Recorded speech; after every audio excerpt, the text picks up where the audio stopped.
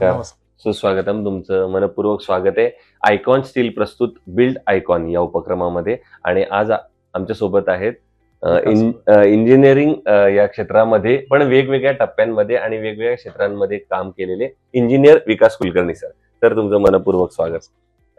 खरं तर त्यांच्याबद्दल सांगायचं तर मी ओळखीपेक्षा जास्त बोलतं करणार आहे किंवा आम्ही जास्त बोलणार आहे, कारण 30 वर्षांपेक्षा जास्त अनुभव या क्षेत्रातला आहे.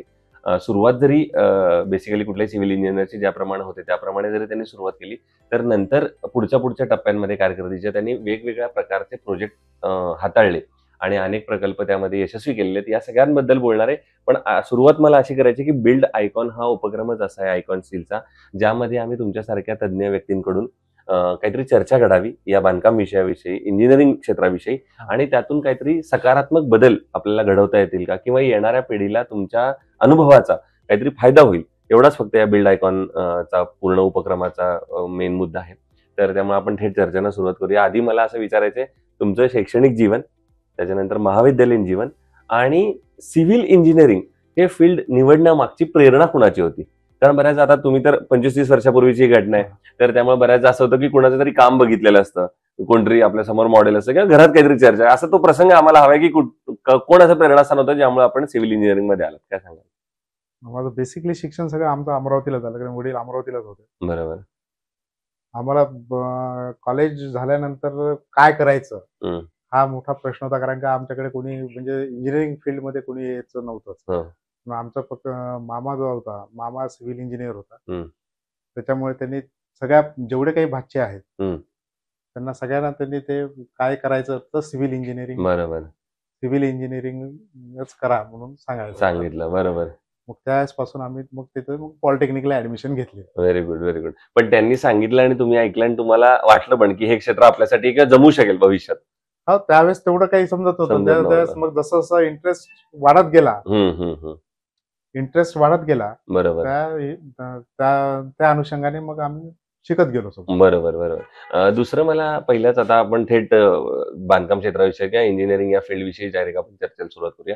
त्यातला पहिला प्रश्न असा आहे की तुम्ही मागच्या या 30 वर्षात या क्षेत्राची अनेक स्थित्यंतर बघितली, अनेक चेंज बघितले, पण बेसिकली हे फील्ड क्रिएटिव्ह फील्ड आहे. पण त्या क्रिएशनला टेक्नॉलॉजीची पण मदत आहे. तर तंत्रज्ञानाचा किती फायदा या क्षेत्रामध्ये आपल्याला होतो किंवा झाला? खूप होतं. आता पहिले जी बिल्डिंगची समजा जी काही पहिले होते की डबल स्टोरीड होता, फार तर 3 मजली 4 मजली. आता तंत्रज्ञानामुळे त्याचा फरक पडला आणि वर्किंग पण फास्ट व्हायला लागली त्याच्यामुळे. बरोबर. हा सगळ्या तंत्रज्ञानाचा चेंज आहे. दुसरं पण या क्षेत्रातला आणखीन एक अविभाज्य घटक असा आहे, ते म्हणजे लेबर. आणि लेबर मधला सुद्धा एक प्रकार आहे अनस्किल्ड लेबर, की ज्याला त्याचं बेसिक नॉलेज नाहीये. पण बऱ्याचदा काही अडचणींमुळे आपण असा अनस्किल्ड लेबर वापरतो आपल्या कन्स्ट्रक्शनवर. पण अनस्किल्ड लेबर वापरणं हे कितपत धोकादायक असतं असं तुम्हाला वाटतं? जेव्हा त्याला कुठली तरी महत्वाची जबाबदारी दिली जाते, जेव्हा त्याला त्यातलं नॉलेज नसतं, तेव्हा ते कितपत धोकादायक आहे? जनरली कन्स्ट्रक्शन फील्डमध्ये अनस्किल्ड लेबरला काही टर्म्स आहेत, त्या हिशोबाप्रमाणेच त्याला कामं दिली जातात. बरोबर. त्याला स्पेशलायझेशन वर्क, त्याला सहसा त्याच्यासोबत टेक्निशियन असेल तरच तो स्पेशलायझेशन वर्कला त्याला फक्त हँडलिंग म्हणून तो सोबत राहतो. बरोबर. त्याला बाकी असं स्पेशलायझेशन दिलं तर मग त्याच्याने अपघाताचे प्रकार घडू शकतात. बरोबर. त्यामुळे ते रिस्क आहे फॅक्टर. हा, पण मग अशा वेळेला काय काळजी घेतली गेली पाहिजे किंवा घ्यायला पाहिजे? त्याला आता कन्स्ट्रक्शन फील्डमध्ये जे काही आहे समजा, त्याला जे हेल्मेट्स आहेत किंवा जे काही हँड ग्लोव्ज आहेत, शूज आहेत, ते कन्स्ट्रक्शनला जे ऍक्सेसरीज आहेत ती त्याला द्यायला पाहिजे. बरोबर. दुसरं असं आहे की तुम्हालाही माहिती, कुठल्याही गोष्टीमध्ये किंवा कन्स्ट्रक्शन मध्ये बेसिकली पुढे जाताना रचना किंवा आराखडा किंवा प्लॅन हा अतिशय महत्वाचा असतो. तर त्या प्लॅन या स्टेजला तुम्ही किती महत्व देता किंवा त्याचं महत्व काय सांगाल? प्लॅन आता जनरली हा माझा प्रश्नच नाही. हो हो असं आहे, कारण मी त्या ह्याच्यावर पण येणार आहे.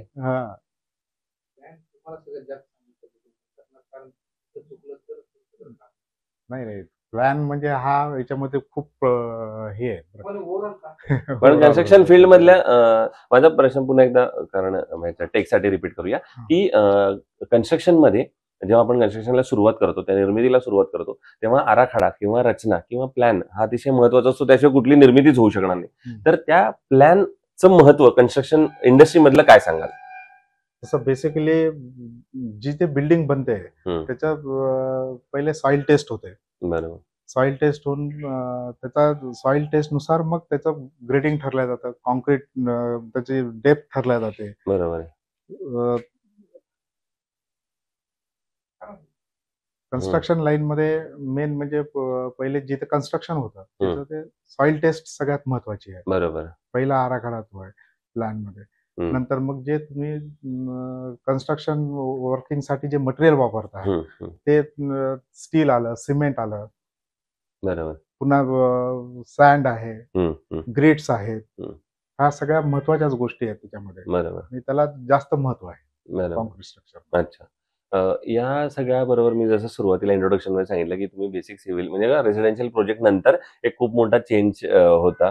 तर शासकीय प्रकल्प म्हणा किंवा स्थानिक स्वराज्य संस्थांचे प्रकल्प म्हणा किंवा अशा कुठल्या प्रकल्पांवर तुम्ही आजवर काम केलेले, त्यातले काही मोजके, मला माहिती आहे बरेच प्रकल्प आहेत, पण त्यातले काही मोजके तुम्ही प्रकल्प आमच्यासमोर शेअर करू शकाल की या प्रकल्पांवर मी काम केलेलं आहे? शासकीय प्रकल्पामध्ये म्हणजे मी रिहॅबिलिटेशन वर्क मध्ये काम केलेलं आहे. बरोबर.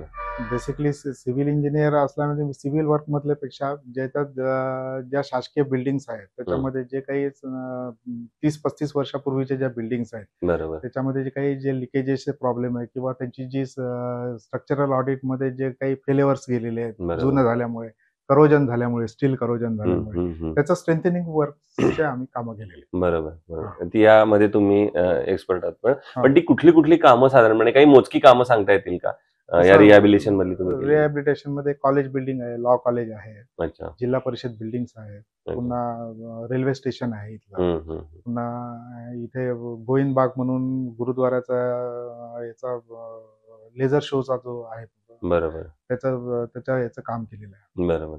स्विमिंग पूल आहे. अच्छा. आता इतक्या डायव्हर्सिफाईड आपण म्हणूया असा पोर्टफोलिओ तुमचा कन्स्ट्रक्शन मधला, तर मला दुसरा आणखीन एक प्रश्न लगेचच तुम्हाला विचारावासा वाटतो, ते म्हणजे भारताच्या निर्मितीमध्ये किंवा त्याच्या विकासामध्ये इंजिनियरचा फार मोठा वाटा आहे असं आपण कायम म्हणतो देश उभारणीमध्ये. तर हेच जेव्हा शहर पातळीवर येतं तेव्हा सुद्धा एक इंजिनियर म्हणून तो काय भूमिका बजावू शकतो किंवा बजावायला पाहिजे असं तुम्हाला वाटतं? सगळ्यात पार्ट ऑफ जसं शहरामध्ये किंवा मेट्रो सिटीमध्ये इंजिनियरला जे महत्व आहे, जसं जसं आपण समजा आता जिल्हा स्तरीवर आलो, बरोबर, तर इथे बेसिकली जो ट्रेंड चालतो तो असतो मिस्त्री लेवलचा, कॉन्ट्रॅक्टर लेवलचा ट्रेंड राहतो. बरोबर. पण इथल्या लोकांनी म्हणजे ती हे करायला पाहिजे की जे काही कन्सल्ट आहे तो सगळा इंजिनियर मार्फतच करायला पाहिजे. कारण का बेसिकली हा जो एरिया आहे हा अर्थक्वेक झोन आहे. बरोबर. त्याच्यामुळे त्या कंडिशन्स आणि हे पाहून डिझायनिंग, स्टील डिझायनिंग किंवा त्याचं जे काही प्लॅनिंग आहे ते सगळं इंजिनियर मार्फतच व्हायला पाहिजे. अच्छा. दुसरं तुमचा इतकी एक्सपर्टी आहे, इतक्या वर्षाचा अनुभव आहे म्हणून तुम्हाला हा प्रश्न पुढचा याच्यासाठी विचारायचा आहे. तुम्ही इतक्या वेगवेगळ्या प्रोजेक्टवर काम केलेलं आहे, तर अभियांत्रिकी या क्षेत्राच्या भविष्याबद्दल तुम्हाला काय वाटतं? काय स्कोप आहे भविष्यात, लॉंग टर्म मध्ये काय विजन असू शकतं? खूप विजन आहे अभियांत्रिकीमध्ये. सिव्हिल इंजिनियर ही जी ब्रँच आहे त्याच्यामध्ये इतकं नवीन नवीन तंत्रज्ञान आलेलं आहे. तर प्रत्येक याच्यामध्ये त्याला मागणी खूप आहे, अभियंत्यांची मागणी खूप आहे आणि प्रत्येक क्षेत्रामध्ये त्याच्यामध्ये क्वालिटी वर्क आहे. पुन्हा तुमचं बाकी प्रोसेसमध्ये तुमचं रिहॅबिलिटेशन वर्क आहे, नंतर नवीन याच्यामध्ये मॉल सिस्टीम आहेत, जे नवीन नवीन तंत्रज्ञानामध्ये जे वापरू शकतात त्या बिल्डिंगला त्याचा उपयोग अभियंता मार्फत होऊ शकतो. बरोबर आहे. दुसरं त्यामुळे लगेचच हा प्रश्न आहे, जर इतका मोठा स्कोप असेल तर इतक्या मोठ्या प्रमाणात मुलं इंजिनियर सुद्धा या क्षेत्रात येत आहेत, तर एक इतक्या वर्षातला अनुभवी म्हणून किंवा वडीलकीच्या नात्यानं त्यांना सल्ला काय द्याल? या क्षेत्रात जे तरुण आता अभियंते येत आहेत त्यांना काय सल्ला द्याल तुम्ही की या क्षेत्रात या ऑपॉर्च्युनिटी तर आहेत हम्म. पण मग ते ऑपॉर्च्युनिटी एनकॅश करायचे असतील तर काय तुम्हाला वाटतं की कसं आहे, काय गरजेचं आहे? कॉलेजमध्ये जे शिकवतात ते सगळं सिव्हिल इंजिनिअरिंग बेस, म्हणजे आता ह्या क्षेत्रामध्ये कुठल्याही इंजिनिअरिंग क्षेत्रात जो बेस शिकवला जातो, पण बरोबर. त्याच्यात जे काही स्पेशलायझेशन आहे हम्म, त्याचा सगळ्या त्याचा त्यांनी अभ्यास करायला हवा. बरोबर आहे. जे काही नवीन चालू आहे सध्या त्याचा हम्म, सर्व प्रकारचा अभ्यास त्यांनी करायला पाहिजे. करायला पाहिजे. आणि त्याचा एक्सपिरियन्स जसा जसा वाढेल तसं बरोबर तसं इतर त्याच्या समोरच्या व्यक्तीला पण त्याचा फायदा होईल. बरोबर. त्याचबरोबर तुमचा इतक्या वर्षाचा अनुभव आहे. तुम्ही अर्थात इंजिनिअर आहात आणि त्याच्यानंतर लगेच कामाला आपण सुरुवात करतो बऱ्याचदा. पण नंतर असं या सगळ्या टप्प्यांवर मागच्या 25-30 वर्षात असं पुन्हा कधी वाटलं किंवा मागच्या वर्षभरात, की एखादं पुन्हा व्यावसायिक प्रशिक्षण मी घेतलं पाहिजे किंवा एखादा कोर्स केला पाहिजे किंवा कुठला कोर्स केलाय, असं कधी संधी आली किंवा कधी वाटलं? मी ज्याच्यामध्ये काम करतो आता समजा वॉटरप्रूफिंग हो, वर्क, हो. त्याला नेहमी अपग्रेडच व्हावं लागतं. अच्छा. त्याला नेहमी शिकतच राहावं लागतं. कारण का त्याच्यामध्ये एवढे प्रोडक्ट्स आहेत, बरोबर. किमान 300-350 प्रोडक्ट्स आहेत. हो, हो. त्याच्यामुळे त्याला ते नेहमी त्याचा अभ्यास करावाच लागतो आणि प्रत्येक कन्स्ट्रक्शनचा जो पार्ट आहे त्या पार्टच्या त्या अभ्यासानुसारच त्याचा वापर करावा लागतो. बरोबर. त्याच्यामुळे ते नेहमी शिकतच राहावं लागतं. होय, होय. दुसरं असं तुम्ही आता सांगितलं, की जसं रिहॅबिलिटेशन साठी तुम्ही काम करताय, वॉटरप्रूफिंग क्षेत्रात काम करताय. तर मग मला पुढचा प्रश्न असा येतो, की जसं आपण म्हणतो, की कुठल्याही बांधकामाची सळई किंवा सिमेंट, काँक्रीट हे त्याचा वीट, वाळू हा त्याचा आत्मा आहे किंवा त्याच्यावरती सगळी बिल्डिंग उभी आहे. तर ते निवडताना अनेकदा काहीतरी चुका होतात आणि त्यामुळे अर्थात पुढच्या काहीतरी घटना संभवतात. तर मग स्टील एखाद्या कन्स्ट्रक्शन मधलं निवडताना काय काळजी घेतली पाहिजे किंवा स्टीलचे काय पॅरामीटर्स असतील असं तुम्हाला वाटतं किंवा असावेत, की असं स्टील असेल तर हे बांधकामाला चांगलं आहे किंवा कुठले स्टील निवडताना हे त्याचं कॅटेगरी बघितल्या पाहिजेत? जनरली पहिले आता सगळं जे स्टील येतं ते टीएमटी मध्ये येतं. टीएमटी स्टील यूज होतं आणि जसा जो प्रोजेक्ट आहे आणि जी कंडिशन आहे, समजा आता नांदेडच्या क्षेत्रात जर म्हटलं तर नांदेड अर्थक्वेक झोन आहे, बरोबर. त्याच्यामध्ये स्टील ज्या स्ट्रेंथचा वापर व्हायला पाहिजे त्या ग्रेडचं स्टील त्याच्यामध्ये यूज व्हायला पाहिजे. जसं टीएमटी मध्ये Fe500 आहे, Fe500D आहे, हो. 50. त्याचे गेज किंवा त्याची बेंडिंग टेस्ट, रिबेंडिंग टेस्ट, त्या बरोबर. सगळ्या ह्या ज्या टेस्ट आहेत त्या घेऊन त्याचा वापर करायला करायला पाहिजे. दुसरं, या क्षेत्रात तुम्ही जेव्हा काम करायला सुरुवात केली किंवा आता इतक्या वर्षांनी काम करताय, तर अर्थातच नक्कीच अनेक आव्हानांना तुम्हाला तोंड द्यावं लागलं असेल. तर एखादा असा प्रसंग, घटना आठवते का, की जेव्हा असं खूप मोठं आव्हान होतं आणि त्यावर तुम्ही त्या प्रसंगावर कशी मात केली? आम्ही आता इथे एक लॉ कॉलेजला बिल्डिंग केली. लॉ कॉलेजच्या बिल्डिंगमध्ये खालची सगळे कॉलम पूर्ण रस्ट झाले होते. बरं. म्हणजे बॉटम जे आहे तर त्याच्यामध्ये स्टील पूर्ण फुगून, स्टील पाण्याने स्टील असं फुगून त्याचा म्हणजे बांबू जसा फाटेल तसं त्याला स्टील झालं होतं. हो, बरं. मग त्याला आम्ही त्याला जॅकेटिंग करून पुन्हा अच्छा. त्याला रिस्ट्रेंथनिंग केलेली आहे. अच्छा. अजून आज त्याला जवळपास 4 ते 5 वर्ष झाले आहे. अजून काही त्याच्यामध्ये काही कॉम्प्लिकेशन तयार झाले नाही. बरोबर आहे. आणि हे झाले तुम्ही अडचणींवर कशी मात केली. पण बऱ्याचदा आपण जेव्हा काम करत असतो तेव्हा आर्थिक व्यवहार हा वेगळा असतो. पण मनाला एक समाधान असतं, की हा माझा आयकॉनिक प्रोजेक्ट आहे. हे काम करताना मला स्वतःला एक आनंद मिळाला. तर असा आयकॉनिक प्रोजेक्ट तुमचा आजवर झालाय का किंवा आता कुठला करताय का? ते चालूच आहेत. हो, तर काही त्यातले जर महत्त्वाचे तुम्ही सांगू शकला, की हे काम करताना असं मला वाटलं, की अरे येस, हा माझा आयकॉनिक प्रोजेक्ट आहे. तसे रिहॅबिलिटेशन वर्क मध्ये नेहमी एक आव्हानात्मकच प्रोजेक्ट राहतात. बरोबर. जनरल जसं शेड्यूल बिल्डिंग जशी बांधल्या जाते, जे ठरलेलं आहे, समजा प्लॅन आहे, तसं रिहॅबिलिटेशन वर्क मध्ये होत नाही. त्याला नेहमी आव्हानात्मकच काम करावं लागतं आणि असे प्रोजेक्ट आमचे चालूच राहतात. वाह! अच्छा. आणखीन एक तुम्हाला मला विचारायचंय, म्हणजे तुम्ही मगाशी आपण आव्हानांवर बोलत होतो. एक स्विमिंग टँकचा प्रोजेक्ट होता आणि त्याच्यावर तुम्ही खूप महत्त्वाचं काम केलं. तर तेही तुमच्याकडून ऐकायला आवडेल, की तो प्रोजेक्ट कसा होता? तुम्ही कसं हँडल केलं ती सिच्युएशन आणि त्याच्यावर कशी मात केली किंवा काय होतं ओव्हरऑल सिच्युएशन? स्विमिंग पूल हा जुना आहे नांदेडचा. 35 वर्षापूर्वीचा पूल होता. अच्छा. त्यावेळेसचं डिझायनिंग आणि आताच्या याच्यामध्ये, आताच्या स्विमिंग पूलच्या डिझाईन मध्ये खूप फरक होता.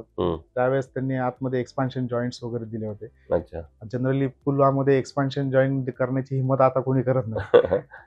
तर ते सगळे एक्सपान्शन जॉईंट काढून त्याला नंतर जे काही रस झालं होतं त्याच्यामध्ये आम्ही कॅपलेट टाकून आणि जिथे त्याची थिकनेस कमी झाली होती त्याला पुन्हा एक्स्ट्रा जॅकेटिंग करून त्याचं वर्क कम्प्लीट केलेलं आहे. अच्छा. त्याचे काही जे लिकेजेस आहेत त्याच्यामुळे त्याचे लिकेजेस थांबून गेले होते. वा, मस्त. सो हे आहेत इंजिनियर विकास कुलकर्णी आणि मी सुरुवातीला सांगितलं त्याप्रमाणे 30-35 वर्ष या क्षेत्रात काम करतात. आणि सगळ्यात महत्वाचं म्हणजे ज्याप्रमाणे माणसाने एखाद्या आयुष्यात चुकीचं काही घडलं त्याच्या तर त्याला रिहॅबिलिटेशन सेंटरमध्ये जावं लागतं. तसंच इंजिनिअरिंग क्षेत्रात सुद्धा जर एखादी चूक कोणामुळे घडली किंवा ओव्हर द पिरियड त्या प्रत्येक कन्स्ट्रक्शनचं एक लाईफ असतं आणि ते लाईफ पूर्ण होत असताना त्या कुठल्याही कन्स्ट्रक्शनला एक रिहॅबिलिटेशन महत्वाचं असतं. तर अशा रिहॅबिलिटेशनमध्ये ते काम करतात. सो येणाऱ्या आगामी काळात असेच तुमच्याकडनं उत्तम उत्तम प्रोजेक्टचं रिहॅबिलिटेशन व्हावं, जेणेकरून जी वास्तू आम्ही इतके वर्ष बघतोय तीच पुन्हा आम्हाला एवढ्या वर्षानंतर सुद्धा पुन्हा तसाच त्याची युटिलिटी मिळावी. अशाच माझ्याकडून आणि आयकॉन स्टील दोघांकडून मनपूर्वक शुभेच्छा. धन्यवाद. थँक्यू.